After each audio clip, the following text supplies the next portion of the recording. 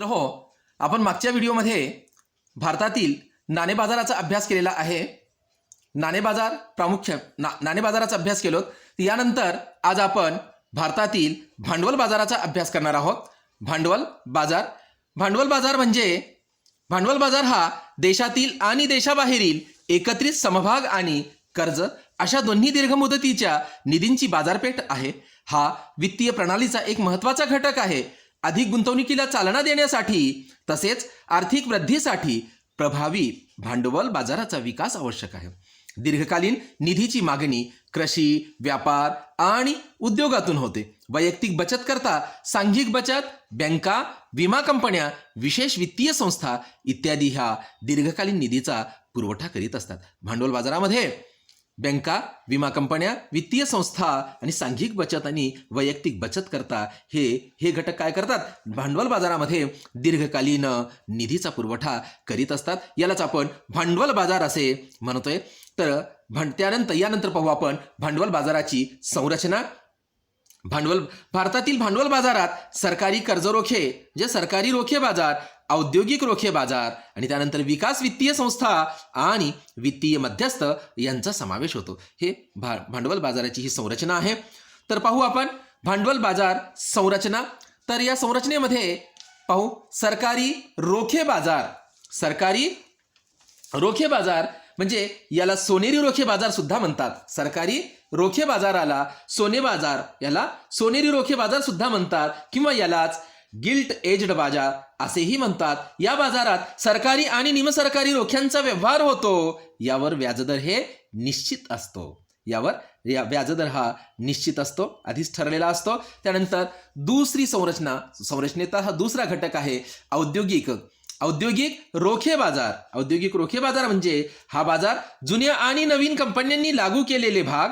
हा बाजार म्हणजे जुन्या आणि नवीन कंपन्यांनी लागू केलेले भाग ज्याला आपण शेअर म्हणतोय आणि ऋणपत्रे ज्याला आपण डिबेंचर म्हणतोय यांच्याशी संबंधित आहे.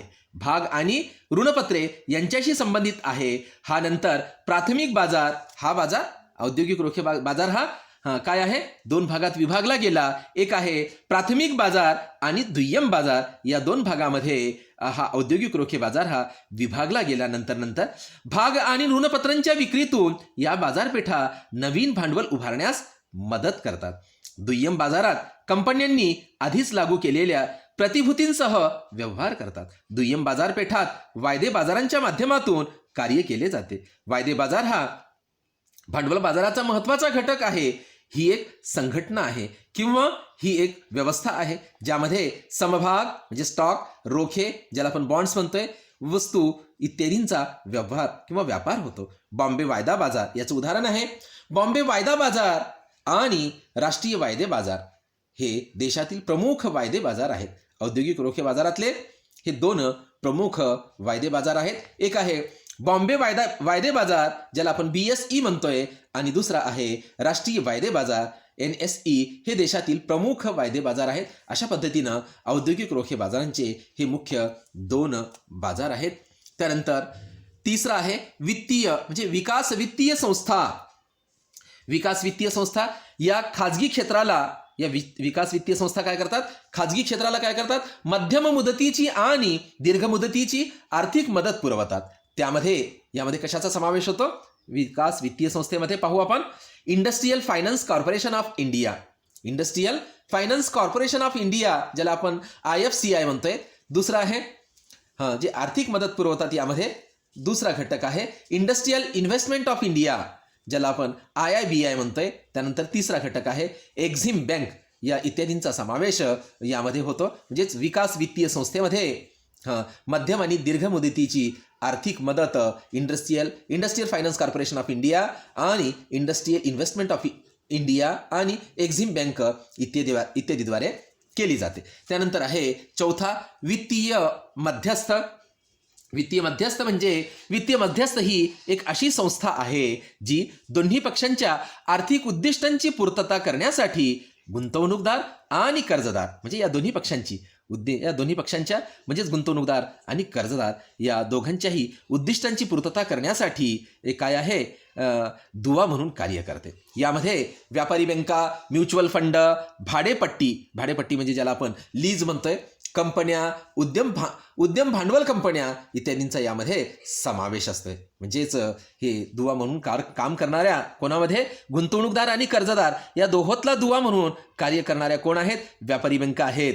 व्यापारी बँका काय करतात? लोकांच्या ठेवी जमा करतात आणि गरजू लोकांना कर्ज देतात. म्हणजे गुंतवणूकदारांच्या ठेवी स्वतःजवळ सांभाळतात आणि जे कर्ज मागायला आले त्यांना कर्ज देण्याचं काम करतात. म्हणजेच गुंतवणूकदार आणि कर्जदार या दोहोंमध्ये दुवा साधण्याचं काम व्यापारी बँका करतात. तसेच म्युच्युअल फंड सुद्धा करते. भाडेपट्टी कंपन्या, उद्यम भांडवल कंपन्या ह्या सर्व काय करतात?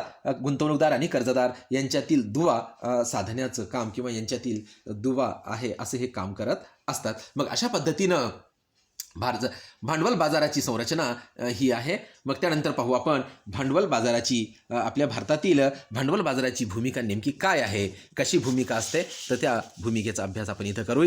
तर भारतातील भांडवल बाजाराची भूमिका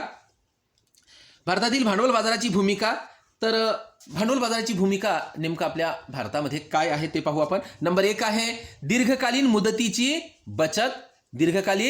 मुदतीची बचत म्हणजेच औद्योगिक संस्था आणि सरकारकडून गुंतवणुकीच्या निधीची वाढती मागणी असते, परंतु ही वाढती मागणी पूर्ण करण्यासाठी आर्थिक स्रोतांची उपलब्धता अपुरी असते. म्हणजेच भारतामध्ये जे भांडवल बाजार आहे, भांडवल बाजारामध्ये औद्योगिक संस्था म्हणजे कारखाने आणि सरकारकडून गुंतवणुकीच्या निधीची वाढती मागणी असते. म्हणजे कर्जाची वाढती मागणी असते. पण ह्या सर्व गरजांची म्हणजे ह्या वाढत्या मागणीची पूर्तता करण्यासाठी जे भांडवल बाजारामध्ये जे स्रोत आहेत, जी साधने आहेत, ती मात्र फार अपुरी आहेत. भांडवल बाजार सुरक्षा रोख्यांच्या विक्रीतून लोकसंख्येच्या विविध विभागातील दीर्घ मुदतीच्या बचतीस एकत्रित करण्यास तो मदत करतोय. त्यानंतर आहे भांडवल बाजाराची दुसरी भूमिका आहे समभाग भांडवल पुरवणे म्हणजे भांडवल बाजार उद्योजकांना समभाग भांडवल प्रदान करतो मालमत्ता खरेदी करण्यासाठी, तसेच व्यवसाय कार्यवाहीसाठी त्याचा वापर करता येतोय. म्हणजेच भांडवल बाजार काय करतोय? उद्योजकांना समभाग भांडवल प्रदान करतो, म्हणजे जेणेकरून त्याचा उपयोग कशासाठी होतोय? मालमत्ता खरेदी करण्यासाठी आणि व्यवसाय करण्यासाठी या समभाग भांडवलाचा उपयोग ग्राहकांना म्हणजेच जनतेला होत असतोय. याला म्हणतोय आपण समभाग भांडवल म्हणतोय. त्यानंतर आहे नंबर 3 परिचालन कार्यक्षमता म्हणजे भांडवली बाजार व्यवहारातील खर्च कमी करतोय. भांडवली बाजार काय करतोय? व्यवहारातील खर्च कमी करतो व व्यवहार प्रक्रिया सुलभ करून समभागाच्या खरेदी विक्रीतील निरसनाची वेळ कमी करून कार्यक्षमता प्राप्त करण्यास तो काय करतो? मदत करते. म्हणजेच याला आपण परिचालन कार्यक्षमता असे म्हणतोय. त्यानंतर आहे नंबर 4 त्वरित मूल्यांकन म्हणजेच भांडवल बाजार भांडवल बाजार काय करतोय? समान समभाग आणि कर्ज म्हणजेच रोखे आणि कर्जरोखे या दोन्हीचा समावेश या कर्जामध्ये होतोय. या साधनांचे उचित आणि त्वरित मूल्य निश्चित करण्यास मदत करतो. म्हणजेच भांडवल बाजारामध्ये काय केलं जाते? रोखे, कर्जरोखे या साधनांचे काय उचित आणि त्वरित मूल्य म्हणजे पटकन मूल्य निश्चित करण्यास मदत होते. त्यानंतर आहे त्वरित मूल्यांकन झालं. त्यानंतर आहे समन्वय म्हणजे भांडवल बाजार हा वास्तव आणि वित्तीय क्षेत्र समभाग आणि कर्जरोखे, सरकारी आणि खाजगी क्षेत्र, देशांतर्गत आणि बाह्य निधी इत्यादीमध्ये एकत्रीकरण करतोय. म्हणजेच भांडवल बाजार हा वास्तव क्षेत्र आणि वित्तीय क्षेत्र यामध्ये समन्वय साधण्याचा प्रयत्न करतो. तसेच समभाग आणि कर्जरोखे यामध्येही समन्वय साधण्याचा प्रयत्न करतो. तसेच सरकारी क्षेत्र आणि खाजगी क्षेत्र यामध्ये सुद्धा समन्वय साधण्याचा प्रयत्न करीत असतो. एवढंच नव्हे तर देशांतर्गत आणि बाह्य निधी इत्यादीमध्ये सुद्धा एकत्रीकरण करतोय. म्हणजे देशांतर्गत निधी आणि बाह्य निधी यामध्ये सुद्धा समन्वय साधण्याचा प्रयत्न यामध्ये केला जातो. मग अशा पद्धतीनं भांडवल बाजाराची ही भूमिका आहे किंवा भांडवल बाजाराच्या या विविध पैलूवरून आपल्याला भांडवल बाजाराची भूमिका स्पष्ट करता आली. त्यानंतर पाहू आपण भांडवल बाजारामध्ये भारतातील भांडवल बाजार असंघटित आहे, बऱ्याच प्रमाणात तो विखुरलेला आहे. तर या भांडवल बाजारामध्ये बऱ्याच अडचणी निर्माण झालेल्या आहेत किंवा बऱ्याच समस्या भांडवल बाजारामध्ये निर्माण झाल्याचं आपल्याला दिसून येते. तर भांडवल बाजारामध्ये प्रामुख्याने कोणत्या समस्या आहेत भांडवल बाजारात म्हणजे भारतातल्या, तर त्या प्रमुख समस्यांचा आपण इथं अभ्यास करू. भांडवल बाजारातील समस्या नंबर 1 आहे वित्तीय घोटाळे. नंबर 1 आहे वित्तीय घोटाळे.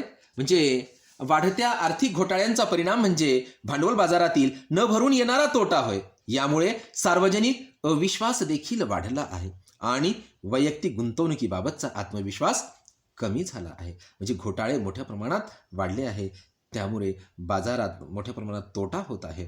तर लोकांचा काय आहे याच्यावरचा वैयक्तिक गुंतवणुकीबाबतचा आत्मविश्वास यामध्ये कमी झाल्याचं दिसून येते. ही एक समस्या आहे. म्हणजे वित्तीय घोटाळ्याबाबतीत हे भांडवल बाजारातील ही एक सर्वात मोठी समस्या आहे. त्यानंतर दुसरी समस्या आहे भांडवल बाजारातील अंतस्थ माहितगार व किंमत गैरफेरफार. म्हणजे कंपनीची गुप्त माहिती ज्यांना असते त्या अशा एखादा व्यक्ती आपल्या वैयक्तिक लाभासाठी अप्रकाशित माहितीची काय करतो, तो खरेदी विक्री करतो. गैरप्रकारे केलेली किंमत हाताळणी म्हणजे स्वतःच्या फायद्यासाठी काही व्यक्तींच्या मदतीने तो काय करतोय, गुप्त माहिती काढून घेतोय आणि खरेदी विक्री करून भागांच्या किमती वाढवितो. अशा बेकायदेशीर पद्धतीचा भांडवल बाजाराच्या सुगम कार्यवाहीवरही परिणाम झाल्याचं दिसून येते. म्हणजे अंतस्थ माहितीगार व किंमत गैरफेरफार ही एक सर्वात मोठी समस्या आहे भांडवल बाजारातील. तिसरी समस्या आहे कर्जाची अपुरी साधने. म्हणजे भांडवल बाजारामध्ये जी कर्जाची साधने आहेत ती फारच तोकडी आहे किंवा फारच अल्प आहेत, साधण्याचा तुटवडा आहे. ही एक मुख्य समस्या आहे. कर्जाच्या साधनामध्ये आता भांडवल बाजारामध्ये जी कर्जाची साधने आहेत त्यामध्ये रोखे आहे, कर्ज रोखे आहे यांचा समावेश होतो. गुंतवणुकीचे कमी प्रमाण, देयकाची जास्त किंमत, लघु व मध्यम उद्योजकांना प्रवेश नसल्यामुळे कर्जाच्या सुरक्षिततेमध्ये जास्त व्यापार होत नाही. म्हणजेच कर्जाची अपुरी साधने ही एक भांडवल बाजारातील एक मुख्य समस्या आहे. त्यानंतर चौथी समस्या आहे व्यापार प्रमाणात घट. व्यापार प्रमाणात घट म्हणजे गुंतवणूकदारांना ऑनलाईन व्यवहाराची उपलब्धता व प्राधान्य असल्यामुळे प्रादेशिक शेअर बाजारामध्ये व्यापाराच्या प्रमाणात तीव्र घट झाली आहे. कारण गुंतवणूकदार बॉम्बे वायदे बाजार व नॅशनल वायदे बाजार या भाग बाजारातील रोख्यामध्ये गुंतवणूक करण्यास प्राधान्य देतात. म्हणजेच या आपल्या बाजारामध्ये मोठ्या प्रमाणात व्यापार प्रमाणात घट झाली, ही एक समस्या आहे. त्यानंतर आहे भांडवल बाजारातील समस्या माहिती कार्यक्षमतेचा अभाव. म्हणजेच एखाद्या कंपनीच्या शेअर बाजारातील किमतींनी सध्याच्या किमतीमध्ये सर्व उपलब्ध माहिती समाविष्ट केली तर बाजार माहितीनुसार कार्यक्षम असल्याचे म्हटले जाते. तथापि प्रगत देशांच्या तुलनेत भारतातील शेअर बाजारात माहितीची कार्यक्षमता ही फारच कमी आहे. म्हणजेच शेअर बाजारातील माहितीची कार्यक्षमता कमी आहे. म्हणजेच माहितीच्या कार्यक्षमतेचा अभाव ही एक भांडवल बाजारातील मुख्य समस्या आहेच असं म्हटलं तरी चालते. मग अशा पद्धतीनं आपल्या भारतातील भांडवल बाजारामध्ये बऱ्याच अडचणी आहेत किंवा बऱ्याच समस्या निर्माण झालेल्या आहेत. ह्या समस्या आपण ह्या विविध बाबीवरून स्पष्ट करून दाखवण्याचा प्रयत्न केलेला आहे. तर ह्या भांडवल बाजारातील ह्या समस्या दूर करून भांडवल बाजार योग्य आणि सुरळीत चालवण्यासाठी किंवा व्यवस्थितपणे चालवण्यासाठी, कारण की नाणे बाजार आणि भांडवल बाजाराच्या ह्या व्यवहारावरच आपल्या देशाचा विकास अवलंबून असते किंवा देशाची वृद्धी किंवा देशाची प्रगती अवलंबून असते. म्हणून आपल्याला या भांडवल बाजारातील समस्या दूर केल्याशिवाय देशाचा विकास होणार नाही. त्यासाठी आपल्याला भांडवल बाजारातील समस्या दूर करण्यासाठी शासनाने काही सुधारणा केलेल्या आहेत. भांडवल बाजारातील सुधारणा, तर ह्या भांडवल बाजारातील नेमक्या कोणत्या सुधारणा शासनाने केलेल्या आहेत, आपण त्या सुधारणांचा अभ्यास इथं करू.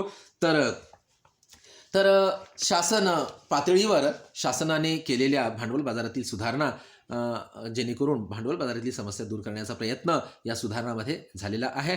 तर भांडवल बाजारातील पहिली सुधारणा आहे प्रतिभूती व विनिमय मंडळाची स्थापना.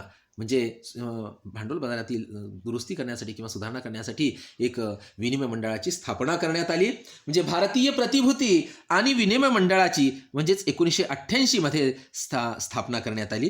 म्हणजे भारतीय प्रतिभूती आणि विनिमय मंडळ म्हणजेच SEBI 1988 मध्ये याची स्थापना करण्यात आली आणि वैधानिक मान्यता याला 1992 मध्ये देण्यात आली. त्यानंतर आहे दुसरी सुधारणा, भांडवल बाजारातील स्टॉक एक्सचेंजची स्थापना म्हणजे राष्ट्रीय शेअर बाजारात म्हणजेच NSE मध्ये भारतातील अग्रगण्य स्टॉक एक्सचेंजची स्थापना 1992 मध्ये करण्यात आली. म्हणजे स्टॉक एक्सचेंजची स्थापना ही करण्यात आली जेणेकरून भांडवल बाजारात सुधारणा व्हावी.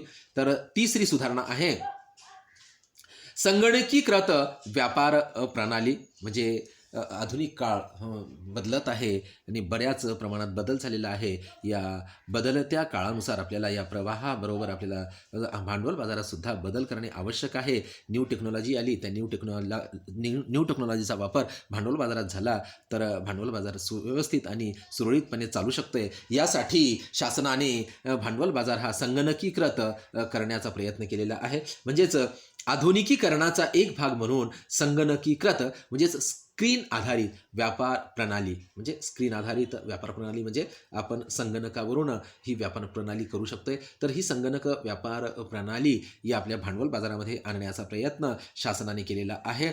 आपण बरेचसे व्यवहार हे संगणकीकृत करतोय. म्हणजेच मोबाईलवर सुद्धा आपण बरेचसे व्यापार आणि व्यवहार चालवत असतोय. तर याच्यामध्ये न्यू टेक्नॉलॉजीचा वापर करण्याचा प्रयत्न शासनाने केलेला आहे. ही एक महत्त्वाची सुधारणा आहे या भांडवल बाजारातील. चौथी सुधारणा आहे डीमॅट खाते म्हणजे आता याला आपण इलेक्ट्रॉनिक पद्धतीने गुंतवणूकदाराकडून समभागाची सहज खरेदी व विक्री, समभागाची म्हणजेच रोख्यांची, गुंतवणूकदाराकडून म्हणजेच व्यापाऱ्यांना आपल्या रोख्यांची खरेदी विक्री सुलभ करण्यासाठी, रोख्यांची खरेदी विक्री करण्यासाठी ग्राहकांना म्हणजेच गुंतवणूकदारांना ही एक डीमॅट खाते ही सुविधा सुरू केलेली आहे. ही सुविधा केव्हा सुरू केली? डीमॅट खाते 1996 मध्ये. जेणेकरून डीमॅट खात्याद्वारे ग्राहक म्हणजेच गुंतवणूकदार हे आपल्या रोख्यांची म्हणजे समभागाची खरेदी विक्री ही एकदम सहज आणि सुलभ पद्धतीने करू शकतात. त्यामुळं भांडवल बाजाराला एक प्रकारची गती किंवा एक प्रकारची दिशा मिळालेली आहे किंवा गती मिळाली असं म्हटलं तरी चालते. त्यानंतर आहे पाचवी सुधारणा आहे जागतिक व अमेरिकन ठेव पावती म्हणजेच जागतिक ठेव पावती ज्याला आपण ADR म्हणतोय शॉर्टमध्ये आणि जागतिक ठेव पावती ज्याला आपण शॉर्टमध्ये GDR म्हणतोय आणि अमेरिकन ठेव पावती म्हणजे त्याला शॉर्टमध्ये ADR म्हणतोय. तर GDR आणि ADR च्या माध्यमातून भारतीय कंपन्यांद्वारे जागतिक निधीमध्ये वाढीव प्रवेशास परवानगीही देण्यात आली. तर त्यानंतर आहे सहावी सुधारणा आहे भांडवल बाजारातील गुंतवणूकदार व शिक्षण व संरक्षण निधी. गुंतवणूकदार शिक्षण व संरक्षण निधी म्हणजे गुंतवणूकदाराची जागरूकता वाढविण्यासाठी. गुंतवणूकदार जागरूक असतील तर आपला भांडवल बाजार सुरळीत आणि व्यवस्थित चालू शकतोय. त्यासाठी गुंतवणूकदाराची जागरूकता वाढविण्यासाठी आणि गुंतवणूकदाराचे हित जपण्यासाठी 2001 मध्ये शासनाने काय केलं? गुंतवणूकदार शिक्षण आणि संरक्षण निधी जे ज्याला आपण शॉर्टमध्ये IEPF म्हणतोय, IEPFची म्हणजेच गुंतवणूकदार शिक्षण आणि संरक्षण निधीची स्थापना सुद्धा करण्यात आली. जेणेकरून गुंतवणूकदार जर हुशार झाले किंवा जागरूक झाले तर आपल्या भांडवल बाजाराला गती मिळते आणि भांडवल बाजारातील जी काही मरगळ आलेली आहे ती आपल्याला दूर करता येते. आणि मरगळ कशामुळे आली? गुंतवणूकदारामध्ये जागरूकता नसल्यामुळं. तर गुंतवणूकदारांना म्हणजेच या ग्राहकांना म्हणजेच या उत्पादकांना आपल्या देशातील त्यांना जागरूक करण्यासाठी तर काय केलं? 2001 मध्ये शासनाने शिक्षण आणि संरक्षण निधीची स्थापना करण्यात आली. जेणेकरून गुंतवणूकदारांची जागरूकता वाढवण्याचा याद्वारे प्रयत्न करण्यात आला. मग अशा पद्धतीनं हे भांडवल बाजारातील संरचना, भांडवल बाजाराची भूमिका, भांडवल बाजारातील समस्या आणि भांडवल बाजारातील सुधारणा हे सर्व घटक इथं संपलेले आहेत. अशा पद्धतीनं भांडवल बाजार जो आहे तो इथं संपलेला आहे. धन्यवाद. जय हिंद, जय महाराष्ट्र.